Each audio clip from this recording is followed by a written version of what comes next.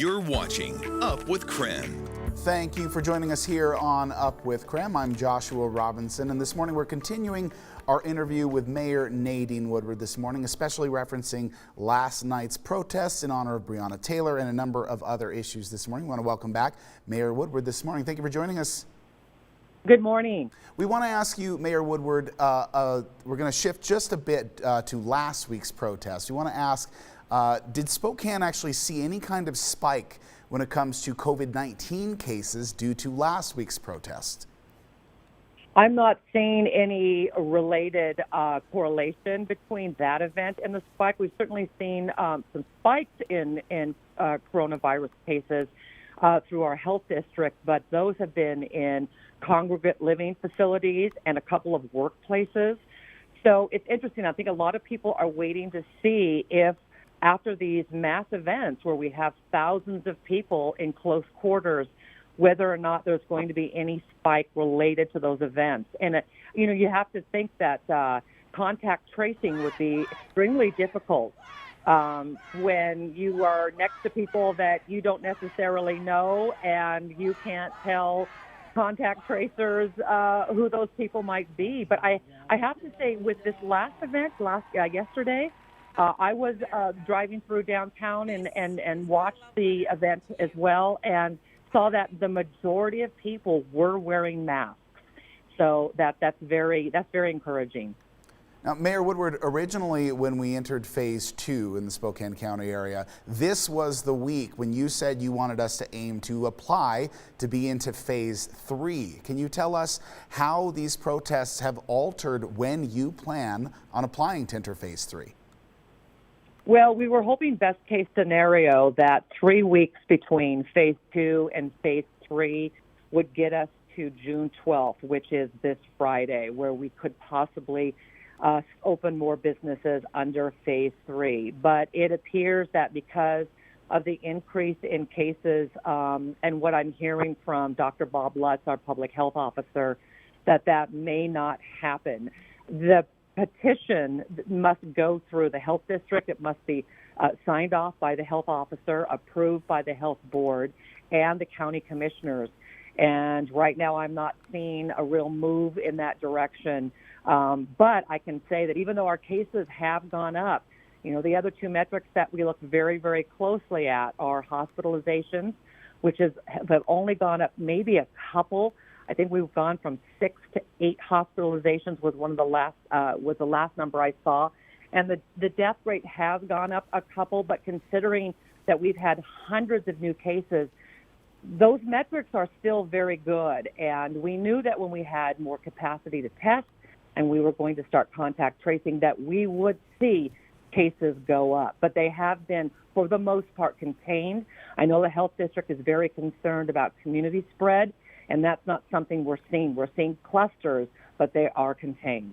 And Mayor Woodward, I do want to ask, as we continue to see conversations all around the country about police reform, and after news out of Spokane City Council about that unanimous approval for a resolution calling for police reform, can you tell us what is the conversation like in Spokane in terms of this issue? Well, I think we need to really start looking at policing and race relations. Those are the conversations that we need to have.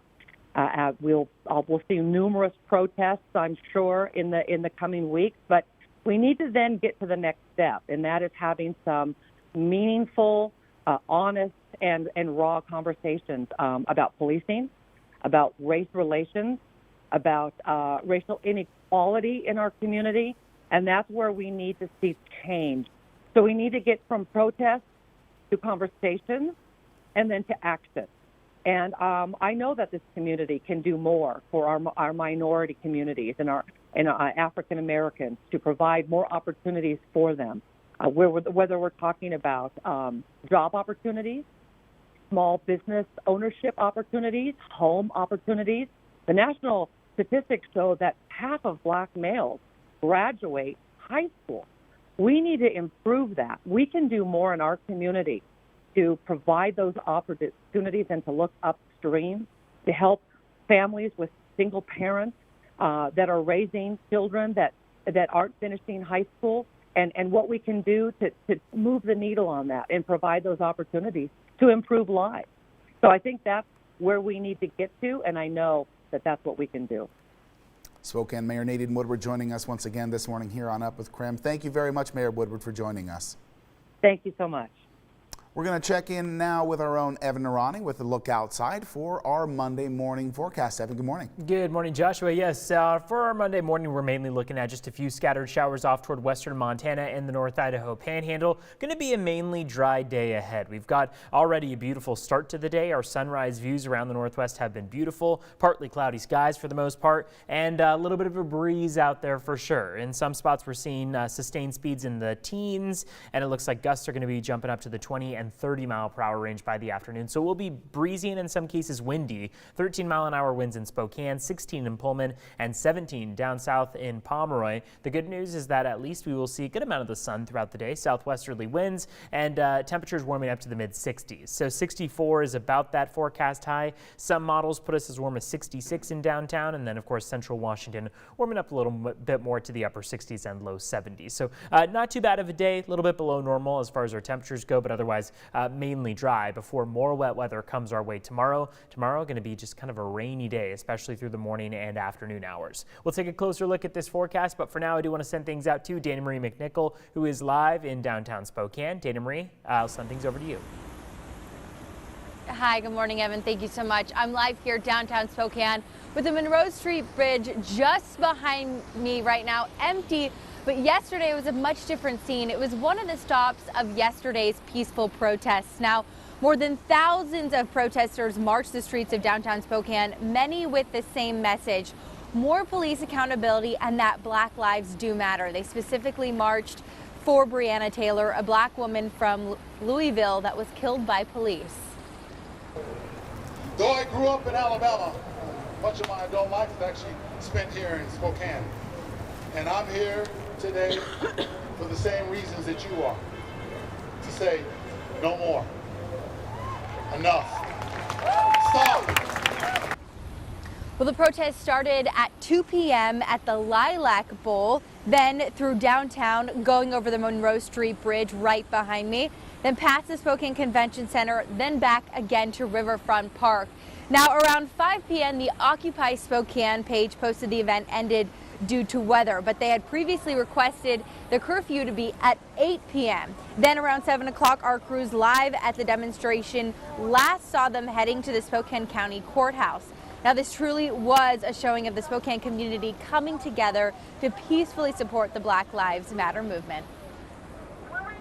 You know, brings joy to my heart, you know, and kind of makes me feel good to be here, and kind of makes me feel good that there's so many people surrounded here, because being a person of color, you know, a lot of times I feel like I get kind of different lyrics and different vibes, you know, in places I go. So it's kind of nice kind of being able to gather here and, you know, feel welcome. Well, here in downtown Spokane with the Monroe Street Bridge behind me, like I said, a much different scene yesterday. But what I have noticed is that it is so incredibly clean downtown. Not an ounce of trash or even signs left over. The protesters who did so peacefully yesterday kept our city very, very clean and was so respectful. The Lilac Bowl is being watered right now. Again, not an ounce of trash over there in the park. So just a great showing of our community getting their voices heard and out there displayed as well. Live in downtown Spokane, Dana Marie McNichol. I'll send it back to you in the studio. Yeah, Dana Marie, real sign of the Spokane community showing up this morning. Thank you for joining us. Speaking of signs of the Spokane community, we are also seeing boards up this morning that continue to protect businesses but are now covered in artwork being done by local artists. Let's check in with our Nicole Hernandez live this morning to tell us more about how businesses continue to involve their local communities. Nicole, good morning. Good morning, Joshua. So it is a much quieter morning this morning than we saw last Monday. I was here in downtown Spokane last Monday after the protest last weekend, and it's definitely much different. So here specifically at the Nike store, last Monday we had a big pile of glass here in the corner of the building because one of these doors or windows had looters actually break into it. But now, obviously, you can see this gorgeous mural here instead of that broken glass in the corner. So last week, businesses were rushing to board up their storefronts after the protests turned violent with that looting last Sunday. And last week when I was here, I saw Nordstrom setting up boards and saw many businesses throughout downtown doing the same thing throughout the week. Now we can see that these storefronts are covered in artwork from local artists. So this here is of course the front of the Nike store. Like I mentioned, you can see this super intricate, amazing mural here. Bottom right corner, you can see the handles for who the artists are who did this work. And Nike isn't the only store doing this. Garageland actually posted on Facebook the other day asking for local artists, specifically black artists, to come out and make their boards look nice, as they said that they're going to have their boards up for a while. Now, I do want to give you a look down the way a little bit. Just down Main Street is the Apple store. Just a few minutes ago, I drove by the Apple store to get ready for this live shot here, and there was a group of workers working to take down the boards at the Apple store. So depending on when businesses start opening up, we'll keep you updated, but it looks like the Apple store's boards are coming down here, but most places at this point down Main still have their boards up. I'll send things back to you.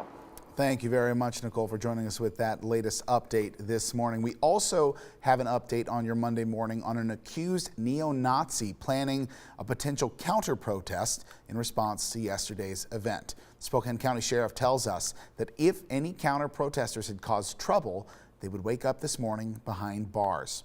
Now, according to Nick Martin, a reporter who covers extremism throughout America, the accused neo-Nazi in question did show up to the protest. However, only one person reportedly joined him, and we're told that their rally ended in about 2 hours without incident. We're also told that their protest was held several blocks away from the Black Lives Matter rally. Coming up on 7:12 on your Monday morning, happening today, Occupy Spokane is hosting another rally.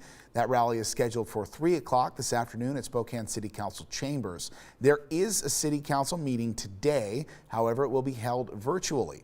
Spokane City Council is expected to talk about a resolution from the mayor about curfews downtown. Last week, Mayor Woodward put a curfew into place following a, quote, separate group looting and damaging stores. Now, that curfew was lifted on Monday morning at 5 a.m.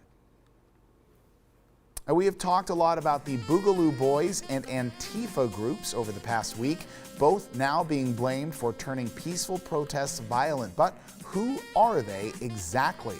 After the break, we verify. And outside, take a look. Partly cloudy skies to start off the morning. Details on what to expect into your work week after the break.